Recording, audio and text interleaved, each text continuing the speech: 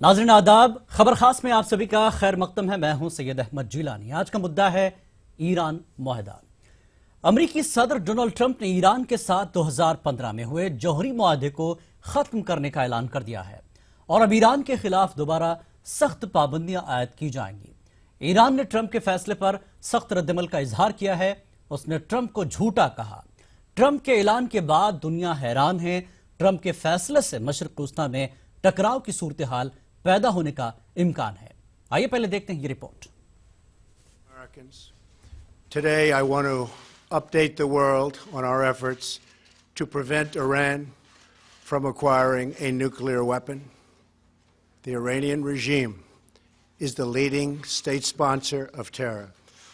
It exports dangerous missiles, fuels conflicts across the Middle East, and supports terrorist proxies and militias such as Hezbollah, Hamas, the Taliban, and Al-Qaeda.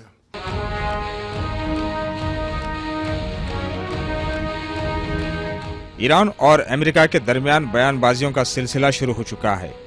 Iran के सदर हसन रूहानी ने America के सदर Donald Trump के जरिए जौहरी मुआहदे को खत्म किए जाने के ऐलान का जवाब दिया है। हसन रूहानी ने खुले अल्फाज में कहा है कि ईरान के साथ जौहरी मुआहदा मनसूख करके अमेरिका को बहुत पछतावा होगा। من به سازمان انرژی اتمی دستور دادم آمادگی لازم رو برای اقدامات بعدی در صورت نیاز داشته باشند تا در صورتی که مورد نیاز باشه غنیسازی صنعتی خودمون رو بدون محدودیت آغاز کنیم.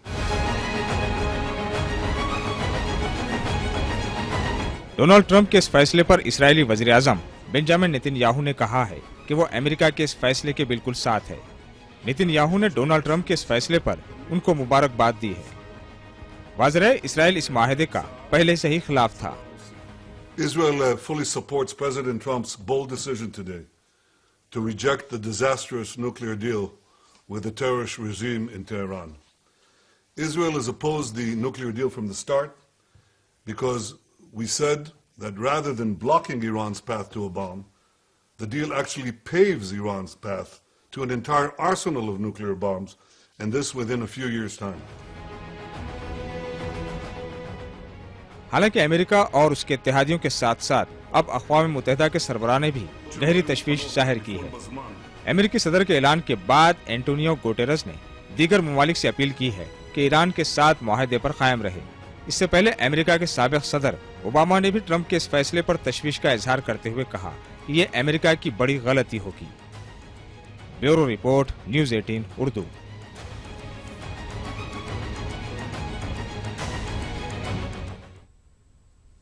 तो ये थी तफसीली रिपोर्ट। अब इस पूरे मामले पर कुछ खास मेहमान हमारे साथ जुड़ चुके हैं, जिसमें जैन अली आमिर जो कि सीनियर सहाफ़ी हैं तेहरान से, और इनके अलावा डॉक्टर फैसल अहमद जो कि एक्सपर्ट है इस मामले के। दोनों मेहमानों का खैर मकदम है। जैन अली साहब, आपसे ये जानना चाहेंगे, मुआहदे को लेकर काफ़ी तातुल रहा जब से ट्रंप आए हैं, और ट्रंप के आने के बाद ये मुआहदा काफ़ी सुर्खियों में रहा। ईरान अक्सर ये कहता रहा है कि मुआहदा टूटता है तो खुद अमेरिका को इसका नुकसान उठाना पड़ेगा। क्या मतलब ईरान के इस बयान का लिया जाए? जैन साहब जी, बहुत शुक्रिया। देखिए, सबसे पहले तो मैं ये बताऊंगा कि ईरान ने वाज़ेह किया है कि अगर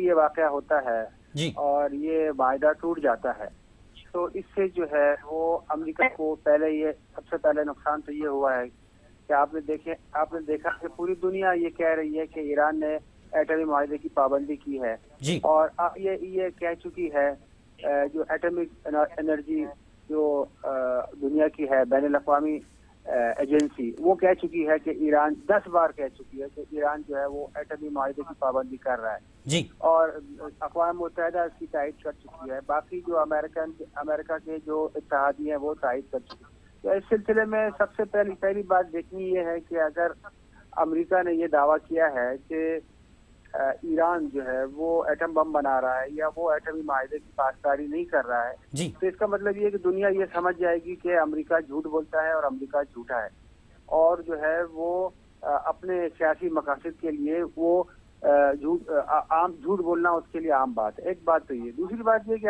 अमेरिका को, दुनिया को ये पता चल गया है कि अमेरिका जो है वो उसको बैनुल अक़वामी कवानीन की कोई परवाह नहीं है। ये एटमी माहिदा वो माहिदा है जिस पर 5 बड़ी ताकतों ने 6 बड़ी ताकतों ने साइन किए हैं। इसके अलावा अक़वाम मुत्तहिदा ने उसकी तौसीक़ की है जी। और ये 14 साल तवील मुज़ाकरात के बाद जो है ये माहिदा हुआ। ठीक। तो अमेरिका को इसकी कोई परवाह नहीं है और अमेरिका जो है वो ये चाहता है कि ईरान को जो है वो पाबंदियों के जरिए वो कमजोर कर सके। तीसरी बड़ी बात यह है कि इस वक्त दुनिया जो है अमेरिका की इस कार्रवाई से, इस फैसले से दुनिया जो है वो बढ़ चुकी है। अमेरिका एक तरफ हो चुका है और बाकी हत्ता कि उसके इत्तेहादी भी, यानी चीन और रूस के अलावा उसके इत्तेहादी भी जो बहुत उसके करीबी इत्तेहादी हैं, जो सबसे बड़े इत्तेहादी हैं, जो बरतानिया है, फ्रांस है, जर्मनी है, वो भी जो है उस अमेरिका के इस फैसले पे तनकीद कर रहे हैं और मुखालफत कर रहे हैं। जैन साहब आप जिस तरह से चीजें बता रहे हैं, अब ईरान ये भी कह रहा है कि हम चीन और रूस से मशवरा करेंगे, तो क्या अमेरिका के सामने एक और ताकत खड़ी हुई नजर आ रही है, जैसे ईरान, चीन और रूस की अगर हम बात करें तो? जी, मैं वो बता रहा था कि इस वक्त चूंकि अमेरिका के फैसले से दुनिया बट गई है जी, तो इस वक्त जाहिर है कि नुकसान अमेरिका को ही होगा, ईरान को नहीं होगा।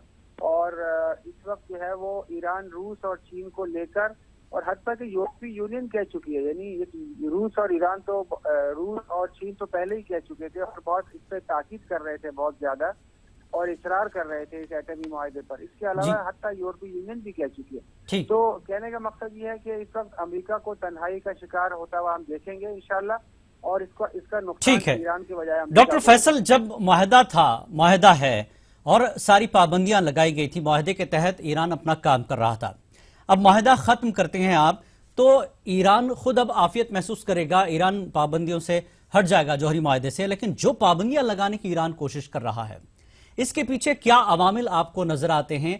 क्या तस्वीर इस मुआहदे के खत्म होने के बाद आपको नजर आती है, फैसल साहब? इसमें 2-3 चीजें समझने की है।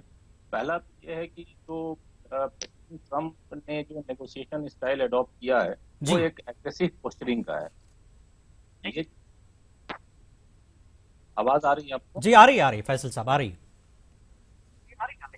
जी, वो एक एग्रेसिव पोस्चरिंग का है। तो अभी देखिए, सबसे बड़ा मसला ये है कि अगर इस तरह की पाबंदी अमेरिका आयद करता है, ठीक, तो जो बेसिक होगा कि आप जो है फिर से उसी सिचुएशन में रिवर्ट कर रहे हैं जो कि पहले था। और जब हमारे पास 4-5 कंट्रीज, ऐसे बड़े कंट्रीज एग्री हुए साथ में आएंगे और उसके बाद एक कॉम्प्रोमाइज जो है तहत ईरान को टेक्नोलॉजी जो ईरान बढ़ा, वो चीज तो बात अब खत्म हो जाएगी। फिर ये बात अब रहेगी नहीं, अब तो ईरान के फिर मर्जी पे हो जाएगा कि वो जैसा चाहे और उस तरह के इनिशिएटिव ले, उस तरह से अडॉप्ट करे। और रही बात जो पाबंदी की, जो भी आप इकोनॉमिक सैंक्शंस कहिए या और दूसरे तरह के सैंक्शंस हो, पॉलिटिकल सैंक्शंस हो, वो जो सैंक्शंस लगाएंगे उसका मुझे लगता है कि हम लोग वापस फिर से उसी सिचुएशन में चले जाएंगे जो कि पहले था। इसलिए प्रेसिडेंट ट्रंप का जो एक एग्रेसिव पोस्चरिंग है नेगोशिएट करने का, ये हमने देखा कि उन्होंने जैसे मुस्लिम बैन के इशू में किया, या ट्रांस पैसिफिक से विड्रॉ किया, या ट्रेड वॉर चाइना के साथ था, चाइना का जो ट्रेड वॉर का इशू था उस पर उन्होंने कहा। नॉर्थ कोरिया के साथ आपने देखा कि एग्रेसिव पोस्चरिंग अडॉप्ट किया और उसके बाद उन्होंने कुछ नेगोशिएशन से फायदा उठाने की कोशिश की। ठीक, तो ये जो है मेरे ख्याल से ये उनका एक नेगोशिएशन स्टाइल है। लेकिन ये नेगोशिएशन स्टाइल ईरान के केस में कितना सक्सेसफुल होगा, मे बी नॉर्थ कोरिया के लिए आप कह सकते हैं कि हाँ ठीक है, नॉर्थ कोरिया से उन्होंने एक बेनिफिट, इस तरह का एग्रेसिव पोस्टरिंग किया और उससे बेनिफिट हुआ। नॉर्थ कोरिया, साउथ कोरिया मिले और ट्रंप और किंग जोंग भी मिलने वाले हैं मई जून में। लेकिन ईरान पे कितना बेनिफिट होगा, मुझे ऐसा लगता है कि उल्टा इसका नुकसान होने वाला है। ईरान को तो होगा ही होगा, इवन अमेरिका को बहुत ज्यादा नुकसान होगा और इंटरनेशनल कम्युनिटी को काफी नुकसान होगा। नहीं, लेकिन जहां पर ईरान के साथ चीन और रूस खड़े हों और दीगर ममालिक, हालांकि यूरोपियन यूनियन भी इस पर हैरत ज़दा है और दीगर ममालिक हैरत ज़दा है कि ये किस तरह का मुआहदा जो किस तरह से और क्यों तोड़ा जा रहा है, लेकिन जब रूस और चीन साथ खड़े होते हैं ईरान के, तो कहीं ना कहीं एक नई ताकत अमेरिका के सामने ललकार रही है। बिल्कुल, अगर आप देखेंगे तो ये जो अमेरिका एक्चुअली जो काम कर रहे हैं, ये आइसोलेट करना चाह रहा है ईरान को फिर से, और उसी सिचुएशन में वापस जाना चाह रहे हैं। ईरान तो फिर से फ्री होगा, न्यूक्लियर इंप्लीमेंट करने के लिए। भाई आखिर इन्होंने ऐसी क्या स्टेप लेना चाह रहे हैं, क्या इससे बेनिफिट लेना चाह रहे हैं, ये चीज तो बिल्कुल क्लियर नहीं है, क्योंकि आप वापस उसी सिचुएशन में ले जा रहे हैं। दूसरी बात कि जब रशिया है, चाइना है, ये लोग अमेरिका के अगेंस्ट हैं इस मूव के। रशिया चाइना ही क्यों, इवन आप देखेंगे ब्रिटेन और फ्रांस जो है वो अगेंस्ट है अमेरिका के इस मूव के। जी, इवन यूनाइटेड नेशंस अपील कर रहा है कि भाई आप इस तरह का स्टेप ना लें, जो कि जितनी नेगोशिएशन, जितनी बातचीत, जितने स्टेबिलिटी में हम लोग आगे बढ़ चुके थे, हम एक्चुअली और वापस जा रहे हैं। लेकिन अगर आप ये देखें, सऊदी अरब को देखें, इजराइल को देखें, ये कंट्रीज जो है खुश हैं इस स्टेप से।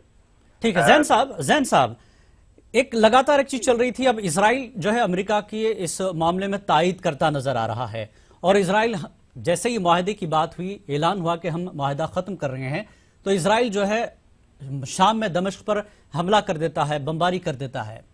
कैसे देखते हैं इस पूरे मामले को कि ईरान को अलग थलग करने की एक तरफ से कोशिश है, मुआहदे में सिर्फ अमेरिका है या इसके पीछे और भी अवामिल कारफरमा आपको नजर आते हैं जैन साहब?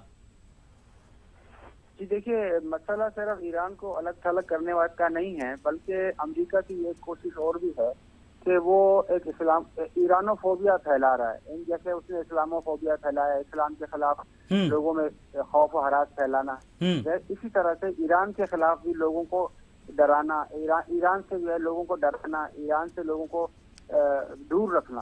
तो ये झूठ जो फैला रहे हैं अमरीकी, वो उनके साथ इसराइल उनके साथ मिले हुए हैं कि भाई ईरान जो है वो एटम बम बना रहा है, या ईरान जो है वो दहशतगर्दों को सपोर्ट कर रहा है। उसमें उन्होंने तालिबान का नाम दिया, उन्होंने अलकायदा का नाम दिया। तो तालिबान और अलकायदा को बनाने वाले तो खुद अमरीकी हैं। ये तो आप जानते हैं कि हिलरी क्लिंटन अपनी किताब में भी लिख चुकी हैं कि हमने खुद जो है अफगानिस्तान में तालिबान को और अलकायदा को बनाया। तो सवाल ये कि ये लोग झूठ क्यों बोल रहे हैं? ये लोग झूठ इसलिए बोल रहे हैं कि एक तो अपने आवाम को मुतमईन कर सकें, इनको अपनी असलाजात जो फैक्ट्रियां हैं, जो हथियार बनाने की फैक्ट्रियां हैं, उनको चलाना है, इनको जंगे करवा के जो है वो आमदनी अपनी बढ़ानी है। इसी तरह से जो अरब ममालिक, उन अरब ममालिक जो उनसे जो है वो सैकड़ों अरब डॉलर के जो हथियार खरीद चुके हैं और खरीदने वाले हैं जी, तो ये उनको असला बेचना चाह रहे हैं ईरान से डरा के। एक नई दौड़ शुरू हो गई, उनका यानी इसके पीछे खेल है, एक तरह से खेल है। फैसल अली, जिस तरह से आपने कहा कि अगर माहदा टूट जाता है, ईरान आजाद हो जाएगा, जौहरी माहदा टूटने के बाद वो दोबारा जौहरी बम बनाने, या जिस तरह की जैन साहब भी कह रहे हैं, वो अपने पुराने रुख पर आ जाएगा। तो ऐसे में खलीज ममालिक में फिर जौहरी हथियार या जौहरी बम को लेकर के एक दौड़ शुरू हो जाएगी। हर कोई, जैसा कि जैन साहब भी कह रहे हैं कि ईरान को सामने रखकर डराकर हथियारों की दौड़ शुरू होने जा रही है। क्या कहेंगे फैसल? हाँ बिल्कुल, देखिए ये जो आर्म्स रेस का जो इशू है, ये बहुत ही क्रिटिकल इशू रहा है मिडिल ईस्ट में हमेशा से जी। और मैं एक चीज यहाँ पे ये बताना चाहूंगा कि हमें ये चीज समझना पड़ेगा कि मिडिल ईस्ट में दो तीन चीजें बहुत इम्पोर्टेंट है। पहली तो, और खास करके अमेरिकन पॉलिसी को लेके, पहला कि यूनाइटेड स्टेट्स कॉन्फ्लिक्ट में इंगेज नहीं करके, एक्सेप्ट आप सीरिया और उन कंट्रीज को छोड़े, तो बाकी जैसे गल्फ की कंट्रीज हैं, तो मिडिल इसमें यूनाइटेड स्टेट्स कॉन्फ्लिक्ट नहीं चाहता है, बल्कि इनस्टेबिलिटी चाहता है जी। तो क्योंकि अगर कॉन्फ्लिक्ट होगा तो एक वॉर की सिचुएशन बनेगी, वॉर होगा, लेकिन अगर इनस्टेबिलिटी रहेगी तो जैसा कि हमारे दूसरे स्पीकर थे उन्होंने ही बताया कि इनस्टेबिलिटी होने से क्या होगा कि एक आर्म्स की सेल बढ़ेगी, आर्म्स रेस बढ़ेगा, कंट्रीज जो है फियरफुल होंगे उसको लेके कि भाई इस तरह की सिचुएशन बनी हुई है। आपने जस्ट देखा होगा कि मुस्लिम बैन जब हुआ जी, मिस्टर ट्रंप के बनने के बाद उन्होंने एक मुस्लिम बैन का इशू किया, लेकिन सबसे पहली विजिट उसके बाद उन्होंने सऊदी अरेबिया में की जी। पहली ऑफिशियल विजिट सऊदी अरेबिया में गए और वहां से आए तो दोहा में क्राइसिस हो गया। ठीक। तो इस तरह की जो सिचुएशन है, देखिए ये हमेशा से रहा है कि अगर इंस्टेबिलिटी नहीं होती है, रीजनल इंस्टेबिलिटी पैदा नहीं होती है, तो और उसके बाद आपने ये भी देखा होगा कि काफी बड़ी डील भी साइन हुई सऊदी अरब के साथ, जो बाद में लोग डिनाई करते रहे कि नहीं ऐसा हुआ है, नहीं हुआ है वगैरह वगैरह, आर्म्स डील साइन हुई। ठीक। तो अगर आप ये देखें तो डेफिनेटली ये एक आर्म्स रेस का इशू है, और यूनाइटेड स्टेट्स को एक सुप्रीमेसी और वर्चस्व बनाने का जो मिडिल ईस्ट में उसका एक रोल है वो यही है। ठीक। कि जब आर्म्स रेस होगी, कंट्रीज आर्म्स खरीदेंगे, उनके मैन्युफैक्चरिंग यूनिट जो है वो यानी एक तरह से इस माहिदे के बाद खलीज में एक लोग अदम तहफ्फुज़ का शिकार होंगे और हथियार की दौड़ शुरू होगी। जैन साहब, मामला तो यहां तक पहुंच चुका है, ईरान का अगला कदम क्या होगा? वहां की सहाफत इसको किस तरह से देख रही है? देखिए, ईरानी हुकाम तो ये आज उनका बयान जो आज सामने आया है, ईरानी लीडरशिप का जो बयान सामने आया है जी, उसका तो उसमें तो ये है कि हमें अमेरिका पे तो कोई भरोसा नहीं है। ठीक। बल्कि ईरानी जो सुप्रीम लीडर है उन्होंने तो ये भी कह दिया है कि हत्ता कि हमें यूरोपियंस पे भी कोई भरोसा नहीं। तो लेकिन ये है कि अभी इसके बाद ईरानी जाहिर है कुछ के कदम रखेंगे। ठीक। और इससे पहले भी हालांकि ईरानियों को अमरीकियों पे एतमाद नहीं था, लेकिन बहरहाल ये माहिदा जैसे तैसे हुआ, और इसका फायदा कम से कम ये हुआ कि दुनिया पे ये साबित हो गया कि अमेरिका पे एतमाद नहीं किया जा सकता। ठीक। अमेरिका पे एतबार नहीं किया जा सकता, ये कम से कम बात हर एक पे साबित हो गई। इसलिए ईरानी हुकाम जो है वो ये कहते हुए हमने सुना है ईरानी हुकाम को कि हम जो है अब जो है बहुत फूक के कदम उठाएंगे, और हत्ता के यूरोपीय यूनियन वालों के साथ भी अगर वो ठहरते भी हैं माहिदे में, अगर बाकी भी रहते हैं, तब भी जो है हम बहुत फूक के कदम उठाएंगे। और कुछ ईरानी फॉरेन मिनिस्ट्री ने कहा है कि हम अगले 1-2 हफ्तों में जो है वो इन लोगों से डायलॉग करेंगे, और हम ये देखेंगे कि क्या ये ममालिक जो है ये माहिदे पे किस हद तक कायम रखने पे तैयार हैं। अगर हमारे मफादात पूरे होते हैं और ये लोग जो है माहिदे पे पूरी तरह कायम रहते हैं तो ठीक है, वरना अगर हम ये देखेंगे कि हमारे मफादात पूरे नहीं हो रहे हैं और ये लोग खाली बातें कर रहे हैं, तो उसके बाद हम फिर अपना लाए अमल का ऐलान करेंगे। जैन साहब, एक तरह से ईरान के सामने अरब ममालिक को सामने, इन्हें एक तरफ ईरान है और अरब ममालिक आमने सामने है। अगर हम पीछे जाएं, ईरान इराक की जंग या इस तरह की जो जंगें पहले भी हुई हैं, एक दूसरे से मुतसादम होते रहे हैं, अब एक इज्तिमाई तौर पर ईरान के सामने अरबों को खड़ा करने की एक कोशिश के तौर पर क्या आप देखते हैं इसको? नहीं, यकीनन ऐसा तो है। देखिए, जैसा कि मैंने कहा कि रीजनल इंस्टेबिलिटी पैदा करना ही तो अमेरिका का काम है। ठीक। इससे पहले वो दहशतगर्द बना चुका है, यानी वो सीधे डायरेक्ट इंटर न होकर के पीछे खड़ा है और सामने कोई और खड़ा है, ये लग रहा है आपको? बिल्कुल बिल्कुल ऐसा ही है। देखिए, ये इस वक्त सऊदी अरब ने जो जिस तरह से शुरू से ही, जैसे इसराइल ने इस वायदे की मुखालफत की थी, उस तरह से सऊदी अरब ने भी मुखालफत की थी। ठीक। और इस वक्त भी जो है वो उसने जो बयान खाली इसराइल के साथ है, सऊदी अरब ने बयान दिया है कि हम भी अमेरिका के इस इक़दाम से खुश हैं। तो कहने का मकसद ये है कि इसमें अमेरिका का फायदा है कि मुसलमान आपस में लड़ते रहें, और अरबों को इससे पहले भी जैसा कि आपने इशारा किया कि इराक ने ईरान पे हमला जब किया, 8 साल जंग हुई, तो सारे अरबों ने जो है वो सद्दाम का साथ दिया। ठीक। और उस वक्त जो है अमरीकियों ने खूब असला बेचा सद्दाम को, अरबों ने खूब पैसे खर्च किए। तो अमेरिका के जो असला साथ कारखाने हैं, तस्कियां हैं, उन्होंने खूब कमाया। इस वक्त भी यही सूरत हाल है। वो ये चाहते हैं कि यहाँ टेंशन रहे और अरबों को जो है वो असला बेचें और ईरान पर दबाव रखें। इससे उसके कई मफादात अमेरिका को। जैन साहब, आखिर फिर अमेरिका है किसके साथ? न ईरान के साथ है, न अरबों के साथ है। अरबों को हथियार देना, एक दूसरे से लड़ाना, जिस तरह से आप इशारा कर रहे हैं, तो अमेरिका आखिर है किसके साथ? नहीं, ये तो तय है, अमेरिका किसी के साथ नहीं है। आप जैसे देखिए ना, जब अमेरिका जो है वो चाइना को धमका सकता है, जब अमेरिका रशिया को धमका सकता है, यहाँ तक कि यूरोपीय यूनियन को धमका सकता है जी, तो इससे आप अंदाजा लगा लें कि अमेरिका जो है वो किसी के साथ नहीं है। उसको अपने मफादात खाली अजीज है। वो अपनी जो है वो दुनिया में चौधराहट चाहता है। वो खाली उसके सुपर पावर होने का उसको अकड़ है, उसको गुरूर है जी। और वो ये चाहता है कि उसके जो है वो उसकी इक़्तिसाद जो है, उसकी मईशत जो है, उसको डॉलर मिलते रहे अरबों से। अरबों को लूटना चाहता है। अरबों को पहले कह चुका है कि हमारे अरब भाई जो हमारे अरब दोस्त हैं, उसके अल्फाज हैं। अभी हाल ही में उन्होंने जो कहा अमेरिकी सदर ने, उसने कहा कि हमारे अरब दोस्त जो है वो बहुत मालदार हैं और वो पैसे दें वो हमें, सब जो है वो हम उनकी बात मानेंगे। तो वो तो उनको लूटने के चक्कर में है। इसके अलावा वो ये भी कह चुका है कि अगर हम एक हफ्ते उनको सपोर्ट नहीं करें तो उनकी हुकूमत गिर जाएगी। ये भी अमेरिकी सदर ने कहा है।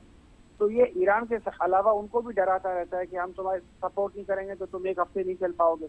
तो असल मकसद यही है कि वो यहाँ की तेल की दौलत को लूटना चाहता है, चाहे वो डायरेक्ट आकर लूटे चाहे वो इनडायरेक्ट आकर लूटे। ठीक है फैसल हम एक चीज और जानना चाहेंगे। ये ठीक है, ये माहदे की सूरत हाल इस वक्त क्या है, लेकिन इसके असरात हिंदुस्तान पर किस तरह से पड़ सकते हैं? देखिए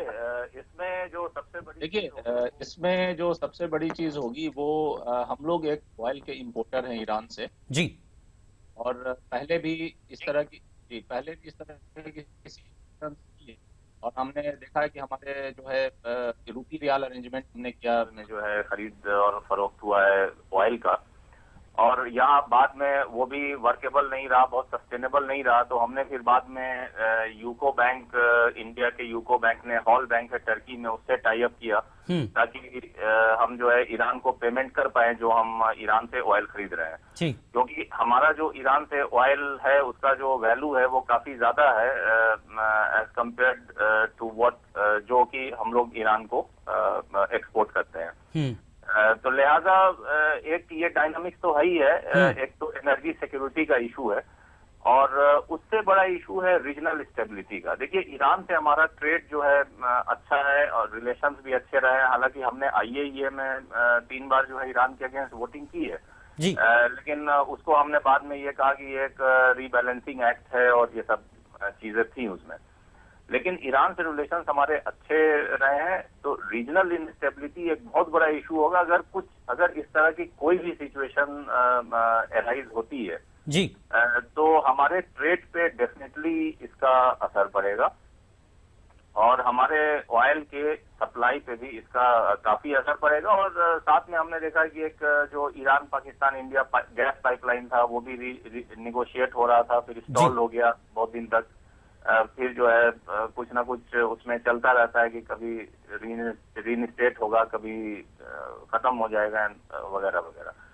और हमने फिर दूसरी गैस पाइपलाइन तुर्कमेनिस्तान से शुरू की जो पाकिस्तान अफगानिस्तान होते आ रहा। तो खैर वो सब अभी मटेरियलाइज तो हो नहीं पाई है। तो ईरान पाकिस्तान जो गैस पाइपलाइन है वो भी अभी उसकी भी अहमियत अभी बनी हुई है, वो पूरी तरह से ये नहीं कहा सकता कि खत्म हो गई है। ठीक, तो एक तो गैस का मसला है, एक ऑयल है जिसको आप एनर्जी सिक्योरिटी बोले, और एक रीजनल इनस्टेबिलिटी है, वो एक बहुत बड़ा रोल प्ले करेगा।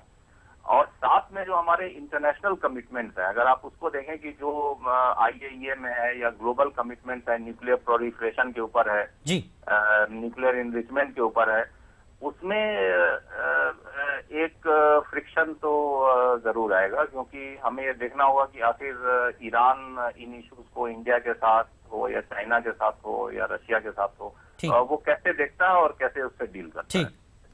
ठीक, जैन साहब लास्ट कमेंट आपसे लेना चाहूंगा। ईरान के साथ कई ममालिक खड़े हैं, चीन और रूस तो खासकर खड़ा ही है। अब चीन और रूस की तरफ से किस तरह का रद्दमल इस माहदे को तोड़ने की बात आने के बाद ईरान को ताकत मिली है चीन और रूस से, तो ईरान अभी भी मजबूत है एक तरह से, क्या इसको माना जाए? नहीं, देखिए हमें उम्मीद है कि जाहिर है कि यहाँ पे ये मसला बहुत टेढ़ा मसला है। ठीक, और चीन और रूस जो है वो इस इलाके में अनस्टेबिलिटी नहीं चाहते हैं, ये तो तय है जी। और मुमकिन है कि अरब ममालिक धोखा खा जाएं और वो अमेरिका की बातों में आ जाएं, लेकिन ईरान जो है चाइना और रशिया जो है वो तो इस चीज को अच्छी तरह समझ रहे हैं जी कि ये अमेरिकी चाल है इस इलाके को अनस्टेबल बनाने में जी। और यहाँ पे वो चाहते हैं कि नई जंगें हों, वो चाहते हैं यहाँ पे आपस में लड़वाएं लोगों ममालिक को। तो जाहिर ये खलीज फारस का इलाका जो है, ये आप जानते हैं जो तेल एक्सपोर्ट करने का जो बहुत अहम इलाका है ये जी, जो पर्शियन गल्फ का इलाका है जी जी। तो ये पर्शियन गल्फ जो है ये चाइना के लिए बहुत अहम है। ठीक। और ये पर्शियन गल्फ यानी सिर्फ तक ईरान का बहुत अपना से मफाद नहीं, ईरान की अपनी मसले नहीं, बल्कि चीन का और दीगर ममालिक के भी मफादात जुड़े हुए हैं ईरान से, तो इसीलिए इस खतरे को रोकने की कोशिश की जा रही है एक तरह से। जी बहुत बहुत शुक्रिया डॉक्टर फैसल ज़ैन आमिर साहब, आपने वक्त दिया, इस पूरे मुद्दे पर रोशनी डाली कि इस माहदे की हतमी शक्ल तस्वीर क्या होगी और इसके नुकसानात किस तरह से होंगे, इस पर सारे ममालिक गौर कर रहे हैं। आप दोनों का बेहद शुक्रिया इस पूरे मुद्दे पर बात करने के लिए। तो आज खबर खास में फिलहाल इतना ही। आदाब।